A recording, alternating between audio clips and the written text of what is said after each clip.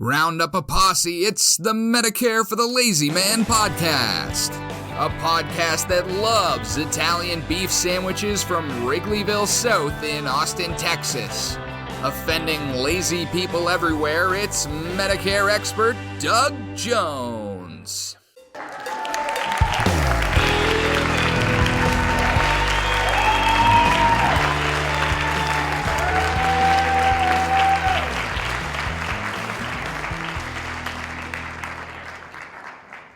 Ladies and gentlemen, it's a propitious day in the land of Medicare for the Lazy Man. This is our 500th episode, and we are so proud to have been serving you with Medicare knowledge for the last 499 episodes. We can only hope that it continues in its usual inimitable fashion for one more episode at least, so we can count down the last of 500 episodes at the end of the podcast today. Welcome to the Medicare for the Lazy Man podcast. We are very pleased to have you with us today. It's an effort to help people feel comfortable about Medicare. And many people have an impending encounter with Medicare, a date with destiny, as it were. And our goal here is to help people feel confident that they're going to encounter Medicare, conquer Medicare, and walk away from the battlefield unscathed. In fact, happy that the encounter occurred.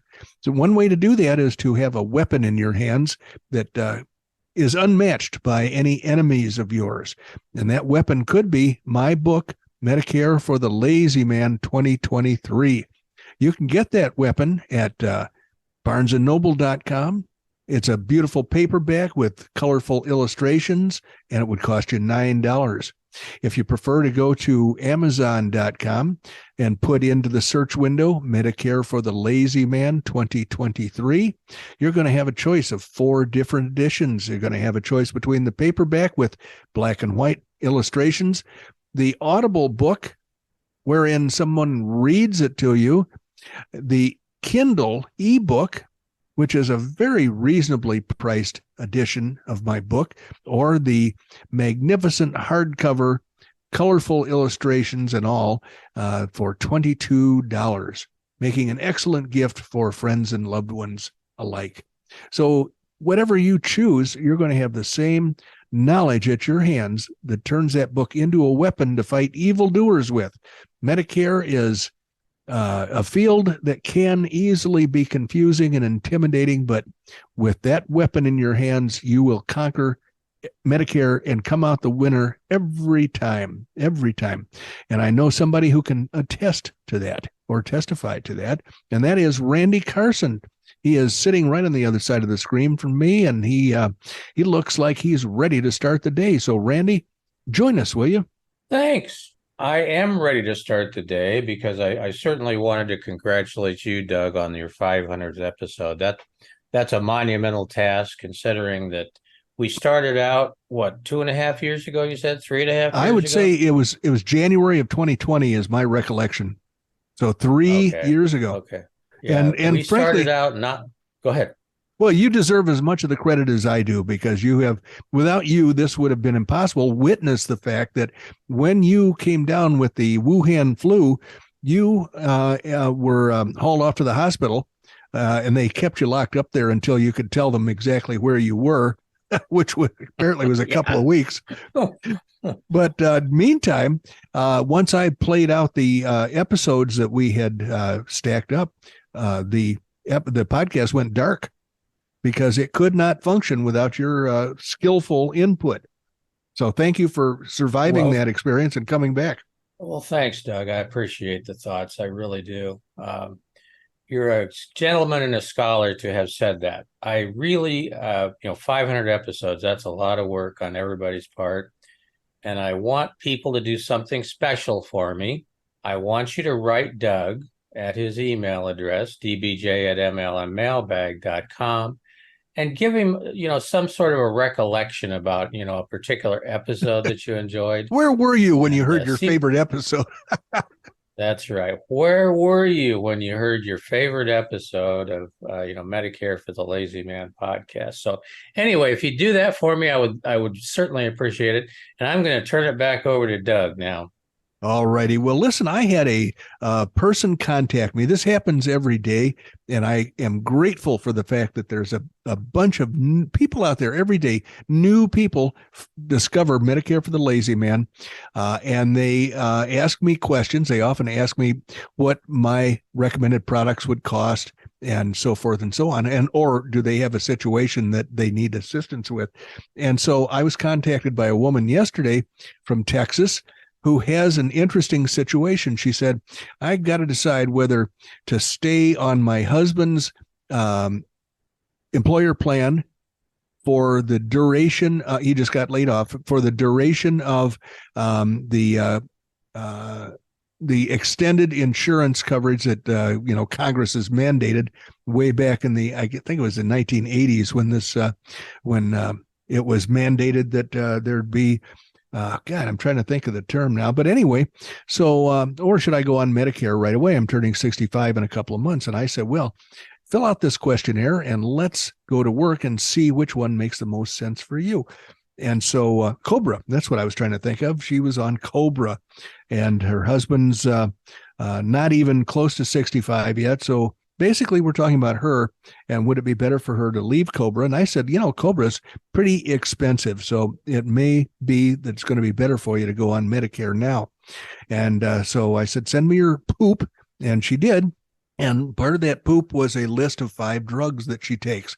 So last night, watching TV, I said, let's find out what the cost of her drug plan would be. Which drug plan out of about 25 in her area is going to be the least costly for her?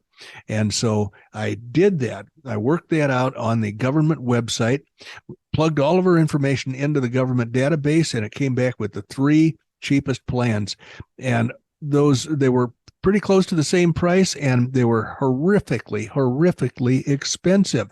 And I found out the reason why. One of her drugs is a drug that is outrageously expensive right now. And frankly, I don't think it is accepted for coverage by any drug plan, because I was searching the government database, and it was coming up that all 4 of her 5 drugs, the first 4, were covered. And without the expensive 5th drug, her coverage would, her drugs would cost her just a few dollars every month. But with this other plan, this other drug in her particular panoply of drugs that she takes, it's going to be hugely expensive. And the drug in question is called, I think it's pronounced Wegovy, Wegovy. It's a weight loss drug, and it must be fairly new. It's not covered by any drug plan, because when I reran the search and took out this particular drug, the results were the same. The 3 least expensive plans were the same, and that's because the database calculated the cost for her drug plan without consideration of this hugely expensive drug, and it said you're just going to have to pay full retail price for the drug.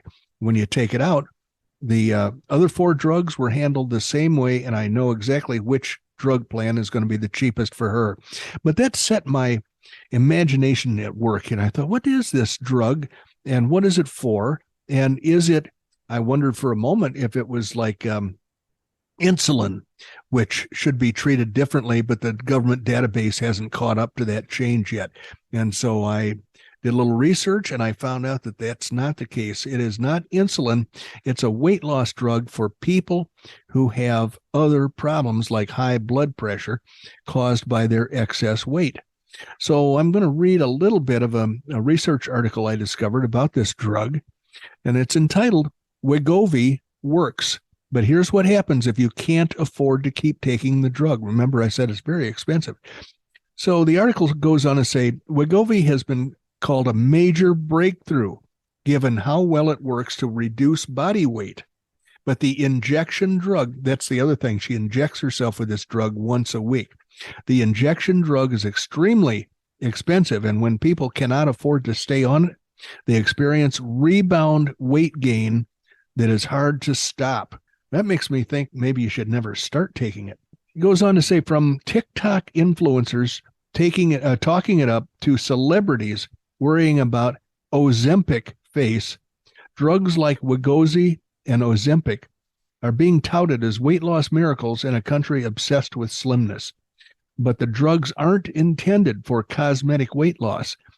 Ozempic is approved for diabetes, and Wegovy is for people with obesity who also have weight-related conditions such as high blood pressure or high cholesterol that put them at risk of heart disease. That is millions of Americans. And the evidence shows the new class of drugs are far more effective than prior obesity medications. A landmark clinical trial published in the New England Journal of Medicine 2 years ago found that the drug led to a 15% reduction in body weight on average. There's been such an increase in demand that an FDA database lists the medication's active ingredient, semaglutide, I think it is, as a semaglutide. Yeah, that's it. As currently in shortage. Its manufacturer says that keeping supplies stable is a priority. The company also markets Ozempic to treat diabetes, which is a lower dose of semaglutide, but at a cost of about $1,400 a month out of pocket. When insurance doesn't cover it, many people cannot afford to stay on that medication for the long term. And when people stop taking it, there's often rebound weight gain that's hard to control. In fact, a study found that most people gain back most of the weight within a year of stopping the medicine. So that's what's happening, let's see, to Yolanda Hamilton from South Holland, Illinois. Hamilton's doctor prescribed Wegovy because she had an elevated BMI, body mass index, high blood pressure, and elevated blood sugar. She lost 60 pounds and started feeling much better. It gave me much more energy, she says, allowing her to exercise and do household chores. Her cravings for sugar subsided, and she felt satisfied from smaller meals. I was very surprised by how good I felt, Hamilton said. The drug is administered by once-a-week injection at home, which Hamilton said is easy to do.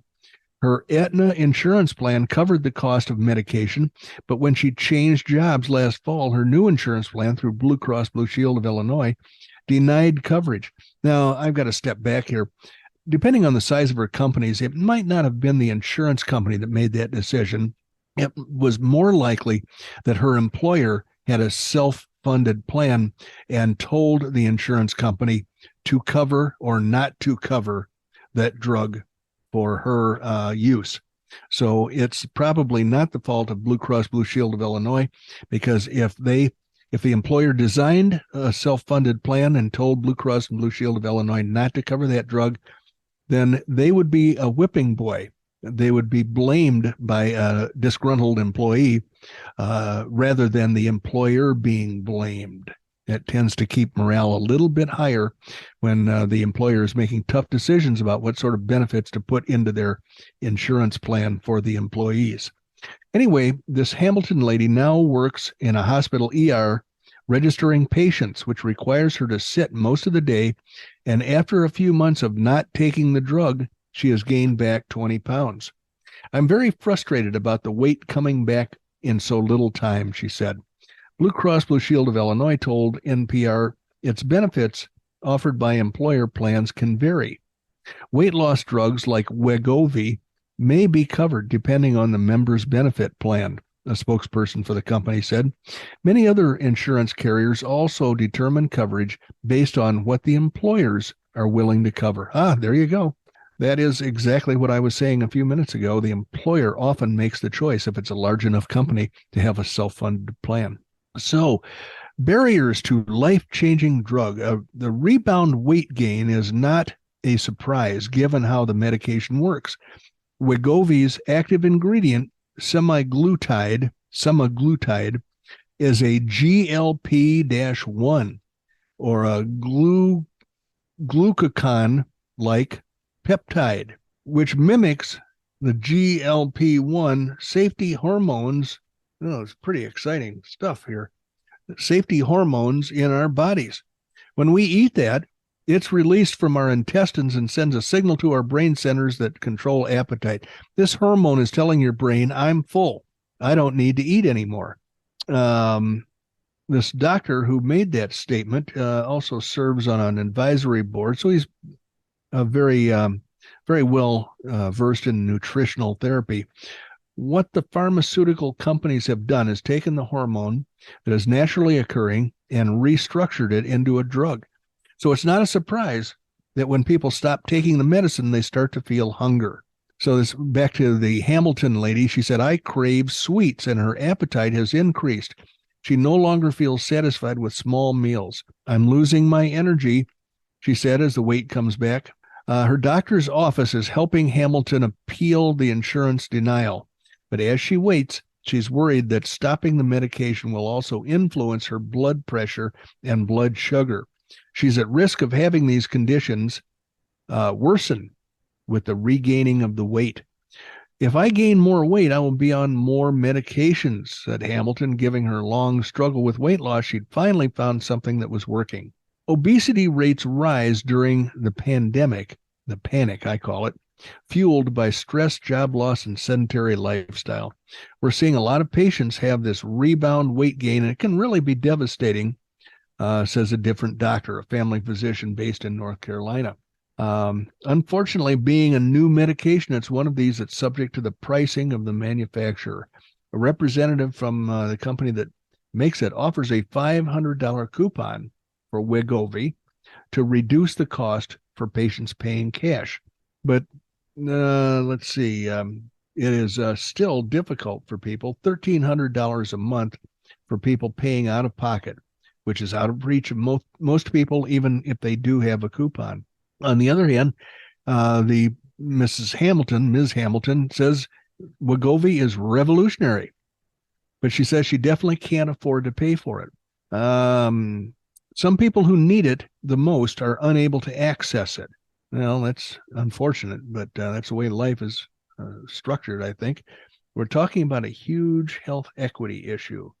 Black and Hispanic adults have higher rates of, blacks and Hispanics hardest hit.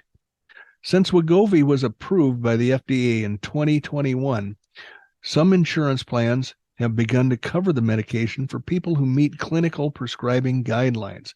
According to the FDA, people are eligible if they have a BMI of 27 or higher and also have at least one weight-related ailment such as hypertension, diabetes, or high cholesterol, or if they have a BMI of 30 or higher, regardless of weight-related ailments.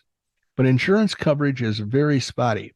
Medicare doesn't cover Wegovy or other weight loss drugs, and many insurers follow Medicare as a lead. Increasingly, if there's pressure to change this, there is pressure to change this, as STAT, which I think is a website of medical information, as they reported last week, the Moffitt Cancer Center in Florida is lobbying for legislation that would allow Medicare to pay for obesity drugs, citing the link between obesity and cancer risk. I didn't know there was such a thing. In addition, the American Academy of Pediatrics has new guidance recommending that pediatricians offer weight loss drugs to adolescents 12 and older with obesity as an adjunct to behavior change and lifestyle interventions. Oh, well, this Wegovy is really expensive, but apparently it works. But I don't like the idea that the weight comes bouncing back once you stop taking it. It seems like maybe it's better never to start. But anyway, I'm looking at Randy as though he's going to respond, but he's got his mic off. So any thoughts he has are his own, and I'm not privy to them. Well, when you said that, Doug, you know what it reminded me of? What's that? As I've mentioned to you in the past, am a professional quit smoker. Yes, I quit quitting. I got so professional at it. So I just wanted to point out that the reason it reminded me of this is that every time I quit, it came back worse. Oh, okay. Yeah, I can understand that. There's a sort of a parallel in my mind. It may not have a darn thing to do with each other, but boy, it sure reminded me of that. Well, yeah, I guess it would be exactly parallel if you had taken a quit smoking drug, then stopped taking that drug and felt the urge to smoke come back in droves or in waves. I had another little article here I probably should run through so I can get rid of it. It is COVID test Medicare scam. may be a trial run for further fraud. So somebody who figured out a fraudulent activity during the panic, the COVID panic, may be using that same technology or same fraudulent activity to continue to collect their ill-gotten gains. Medicare coverage for at-home COVID-19 tests ended last week, but the scams spawned by temporary panic benefits could have lingering consequences for people on Medicare. Medicare advocates around the country who track fraud notices an 11th fraud noticed an 11th hour rise in complaints from beneficiaries who received tests, sometimes by the dozen, that they never requested. It's a signal that someone may have been using and could continue to use the Medicare participants' information to improperly bill the federal government. The Department of Health and Human Services and Office of Inspector General, we've had Randy and I have talked about their activities several times because they examine and report on fraudulent activity in Medicare Advantage plans. And boy, they've found plenty of that in Medicare Advantage plans. But in this situation, they're receiving complaints from around the country about unsolicited tests being billed to Medicare. Earlier this year, the office posted a fraud warning on its website urging consumers to report this and other COVID-related scams. Unfortunately, most of these schemes are the result of bad actors receiving stolen Medicare participant information. Being targeted once can mean a person is vulnerable to future scams. A stolen Medicare number can be used repeatedly to get payment for all kinds of things or sold to other fraudsters. The organization that this spokesman works for helps identify and educate beneficiaries about Medicare fraud. If you have someone else's Medicare number, you can bill Medicare for procedures, tests, drugs, and services, and durable medical equipment. On the dark side, Medicare numbers are more valuable than a credit card or Social Security numbers. Oh, on the dark web. I've never been to the dark web. I understand it's a spooky, scary place. But on the dark web, a Medicare number is more valuable than a credit card or Social Security number, it says here. One beneficiary, one Medicare participant in Indiana, suspected something was amiss after receiving 32 unrequested COVID-19 tests over a 10-day period. None of the people who submitted a complaint recalls giving out their Medicare number. In another variation of the problem, Medicare paid for tests in some Ohio Medicare participants who never received them. Information is the commodity of the 21st century. It's possible that some unwanted packages were a mistake after pharmacies or other suppliers turned a one-time request into a continuing monthly order, a switch allowed under the program's rules that Medicare participants were responsible for correcting. So it goes on to say that apparently these people are ordering these tests on behalf of others who are on Medicare and had no idea. I did see something interesting in this. This woman started receiving these tests. She asked for a couple of tests, and she was put into an automatic test provider type of situation from the supplier of the tests. And she kept receiving them. But once the COVID-19 panic went away, she recontacted the person or the government agency supplying the tests and asked that they stop sending her tests. She didn't need them anymore. And she was told that they are not able to be stopped. She didn't pay for the supply, but that's not why she's concerned. I don't want my government paying for something that I'm not going to use, and I didn't ask for it, she said. I feel like it's such a waste of money. Well, nothing new there. The government has a open spigot in some cases where money just goes pouring out the door, and we can't seem to do much about it. So that's the the end of our curated content. But I bet you have a little something else that we could do to close out the episode with. I do. I have a question. I've been waiting for this. This is called a question from the podcast engineer. And I'm not going to take credit for having dreamt up these questions, but here you go. Ask away. I I did want to let you know that in honor of our 500th episode, Uh-huh. I bought $1 worth of time to get today instead of 75 cents. Oh boy, I can hear the on-off switches being exercised right now. People going, I'm sick of this already. So here you go. Yes, I sir. think you'll be able to do this one, like right off the top. I mean, you could do this standing on your head while you're working on your Corvette. Okay. Will I automatically, Mr. Podcast engineer, expert, question giver, will I automatically be enrolled in Medicare when I turn 65? No, unless you're on Social Security. That's the end of that. Oh. I couldn't think of a shorter word to use. The whole thing is that if you are collecting Social Security benefits when you turn 65, they're going to enroll you like nobody's business. You'll be slapped right into Medicare, whether you want to or not. But your enrollment materials that show up in the U.S. mail will include a reply card that will say, send this back if you don't want Medicare right now. So that would be the way that you could get out of it. But if you're not taking Social Security, they don't even know you exist. Well, they probably know you exist, but they don't come and get you and enroll you in Medicare. You have to be proactive. And typically when you talk to a person like me and you might say, well, how do I start this whole Medicare thing? Because I'm fixing to retire in a few months and I need to get going on that. And then I would tell you, go to this website, follow the directions, and complete your enrollment online. And you'll know it was successful in a few days when your little online account all of a sudden, without warning, has a benefit verification letter or a document that shows that your Medicare number has been assigned. And when it says your start date for Part A and your start date for Part B are such and such, then you'll know that you've been approved for Medicare starting on whatever dates they put in that letter. Eventually, you're going to get an ID card in the mail, but that takes a lot longer.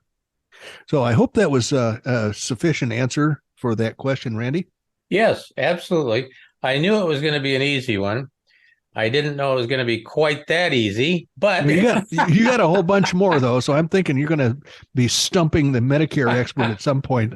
As they go down the list, it's, I assume, going to get more difficult, but I have full and unqualified confidence in your ability to walk right through this like you were sliding butter off a knife. Oh, pshaw. Oh, I hope you're right. So, well, we need to, even though I spent $1 worth of time today, I think we better, probably close up shop.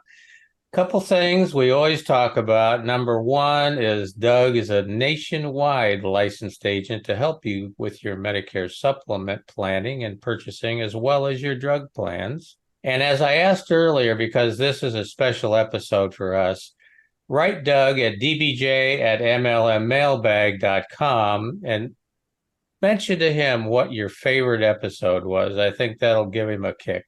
Check us out on the website at medicareforthelazyman.com. You can get the information out of his book at Amazon, at Barnes & Noble, or a number of other types at Amazon. And you look for Amazon. You don't look for Amazon. You look for Medicare for the Lazy Man on Amazon, the 2023 version. You don't want to get an old one because they're still out there. And ultimately, they come in audio, they come in Kindle, they come in a lot of different flavors. But see if you can find a place to give us a rating. We'd love it. 5 stars would be really, really cool for the podcast and the book. But we thank you for joining us, as we always do. You could have been a number of different places. And you weren't. You were here with us listening to Medicare for the Lazy Man podcast with Doug Jones. Today, you spent about 32 and a half minutes with Doug. Where were you originally from? Oklahoma. That's right. Yeah. Oklahoma. How quickly we forget. You were originally from... You've only said that 500 times. I know. I know. I said it 500 times. I've got to keep going. I can't stop. Anyway, Doug was from the great state of Oklahoma originally, and now he's living in the great state of Arizona, up in the high altitudes behind Cave Creek, Arizona.